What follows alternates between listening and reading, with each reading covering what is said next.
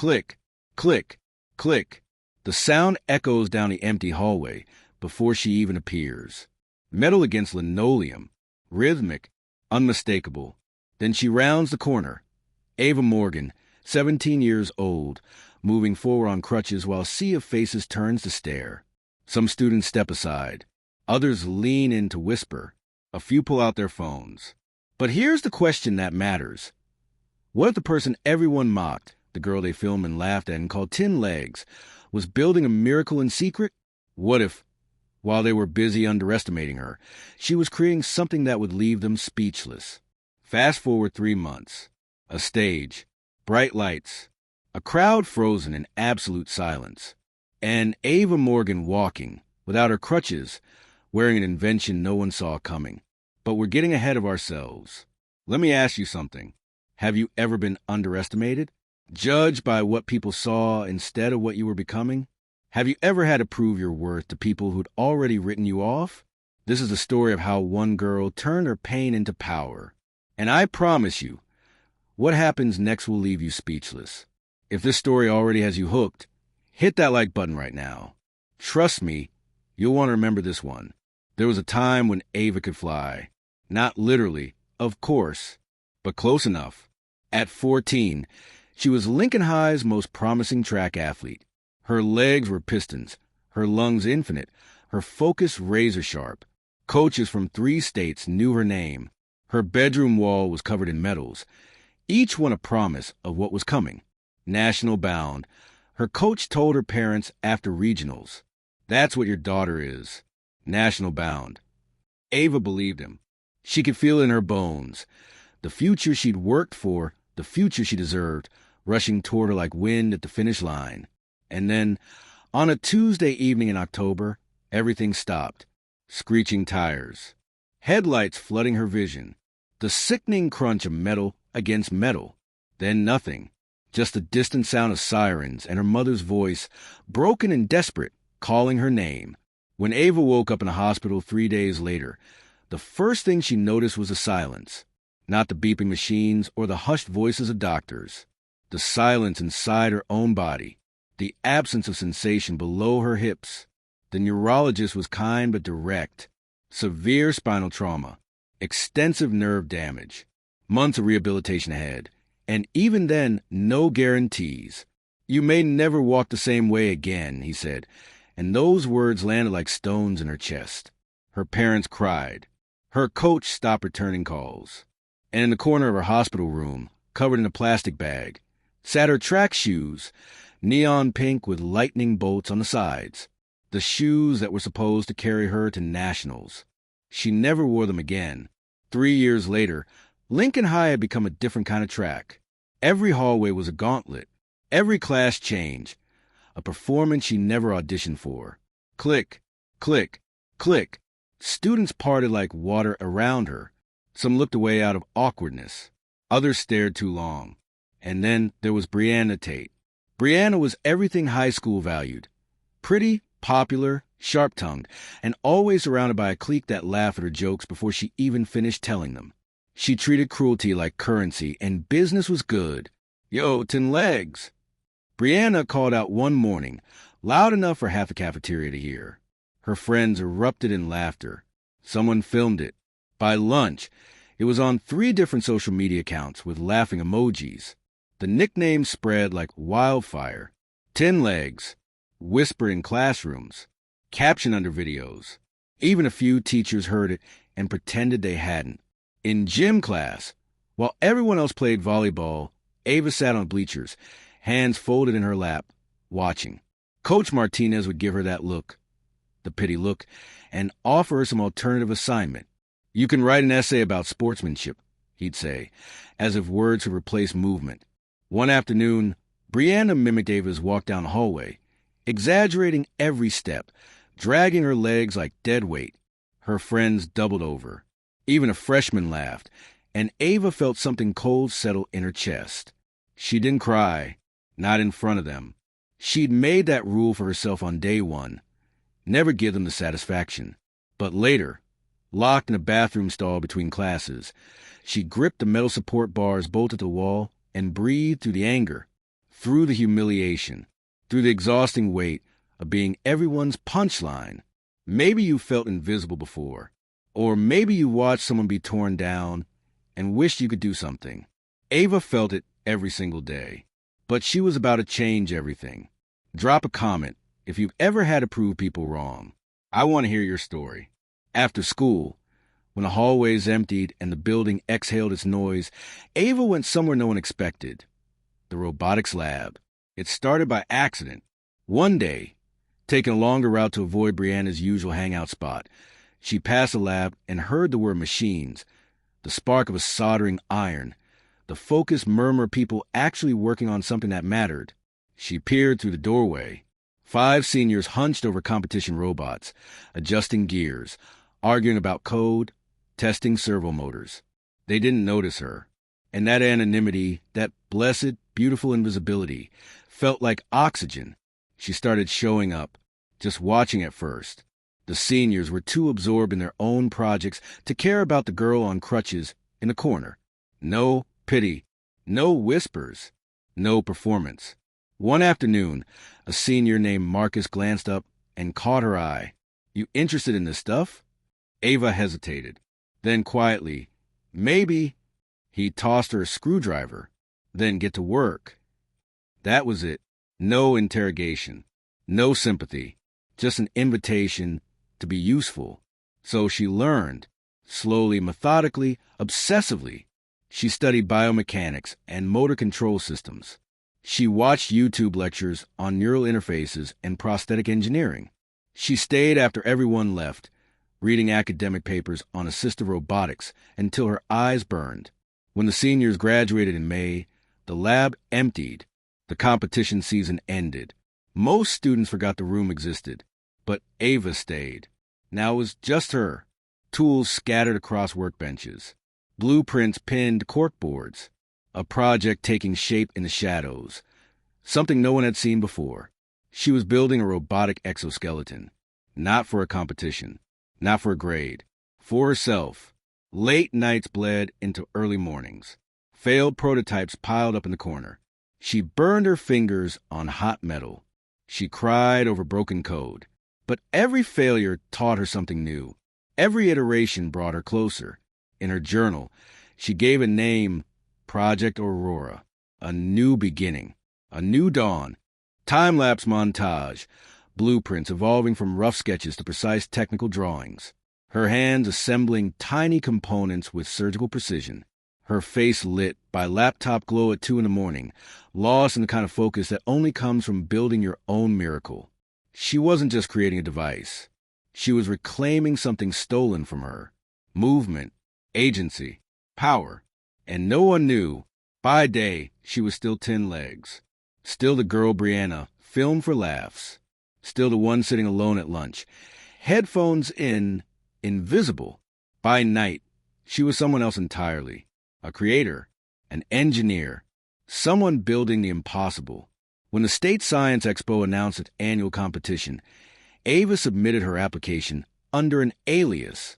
No name, no photo, just a project number and an abstract. A fully autonomous lower body exoskeleton, enabling independent mobility for users with severe motor impairment, utilizing neural interface technology and adaptive servo control. The review committee was intrigued but skeptical. A high school student claiming to have built this alone? Unlikely. Still, they accepted her entry. Weeks passed. Ava said nothing. Not to her parents, who still looked at her with that careful sadness. Not to Marcus, who'd moved on to college. Not to anyone. She just kept building, testing, refining. And then, on a Wednesday afternoon in March, her phone rang. "Ms. Morgan? This is Dr. Ellen Reyes from the State Science Foundation. I'm calling to inform you that Project Aurora has been awarded first prize in the Advanced Engineering category."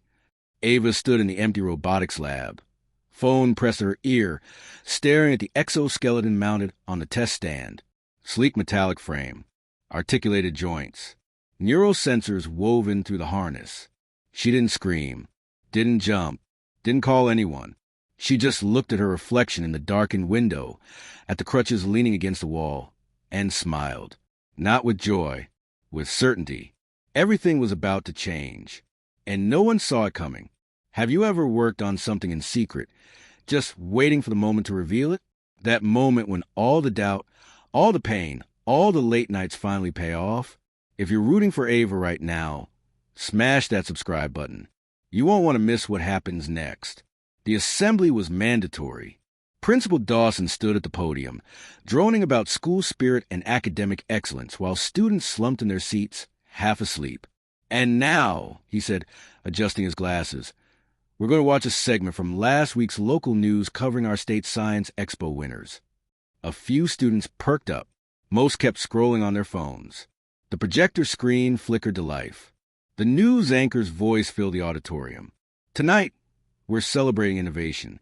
The State Science Expo has announced its winners, and one project in particular has captured national attention. Footage rolled, a sleek robotic exoskeleton rotating on a display stand, metallic joints articulating smoothly, neural sensors glowing softly along the frame. Students murmured, teachers leaned forward. Brianna, sitting 3 rows back, scoffed. Bet some rich college kid built that with daddy's money. Her friend snickered. The anchor continued. Project Aurora is a breakthrough in assistive robotics, a fully functional lower body exoskeleton that could change the lives of millions. And the creator has agreed to join us for a live demonstration. Principal Dawson smiled. We're honored to have that demonstration happen right here, right now. The stage lights dimmed. A figure emerged from backstage, silhouetted against the spotlight. And then the auditorium saw. It was Ava Morgan, but she wasn't using her crutches. She was walking, smooth, steady, powerful, wearing the exoskeleton like a second skin. The auditorium erupted into silence. Not applause, not cheers. Pure, absolute, stunned silence. Brianna's mouth fell open. Her phone slipped from her hand and clattered to the floor. Some students gasped. Others covered their mouths. A girl in the front row started crying. The principal, who looked at Ava with pity for 3 years, now stared in something closer to awe. Ava walked to the center of the stage, each step deliberate, each movement proof.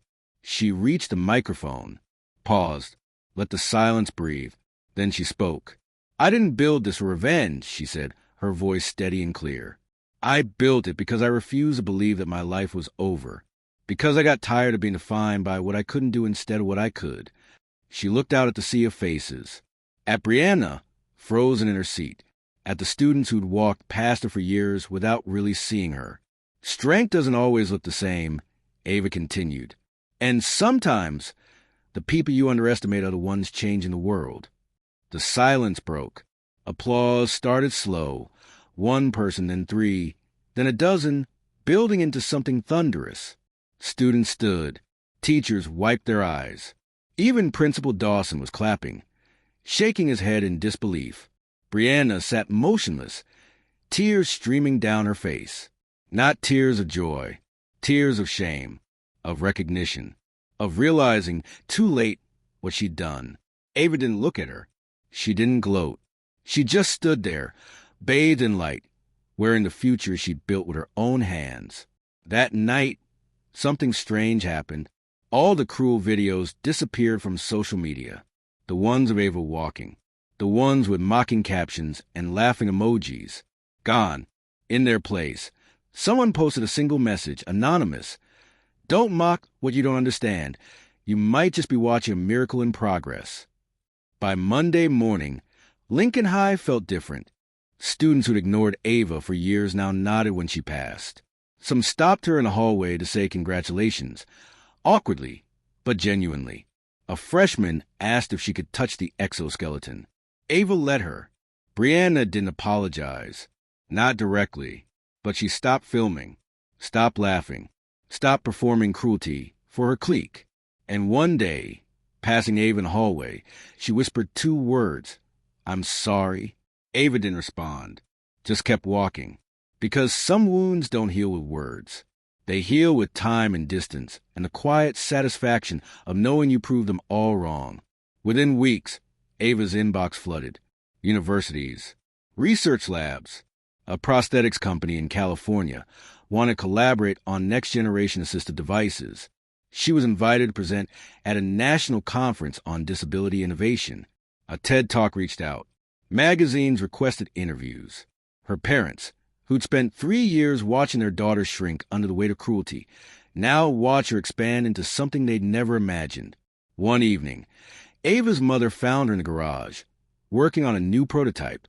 "What's this one for?" she asked. Ava looked up, grease on her hands, eyes bright. "A kid in Nebraska, born with cerebral palsy. His mom emailed me. I'm building him something custom." Her mother's eyes filled with tears. "You're not just rebuilding yourself, are you?" Ava smiled. "No, I'm opening a door." Ava Morgan's story isn't just about robotics or revenge. It's about refusing to be defined by what others see. It's about turning pain into purpose. It's about the quiet, unglamorous work of rebuilding yourself when the world has decided you're broken. We all carry invisible battles. We all underestimate people.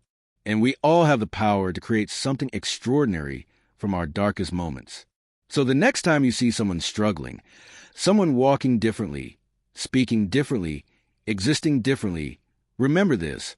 They might just be building a miracle you can't see yet. If Ava's story moved you, don't keep it to yourself. Share this video with someone who needs to hear it. Someone who's been counted out. Someone who's still building in secret. And tell me in the comments, what are you building? What miracle are you working on that no one knows about yet? Like this video.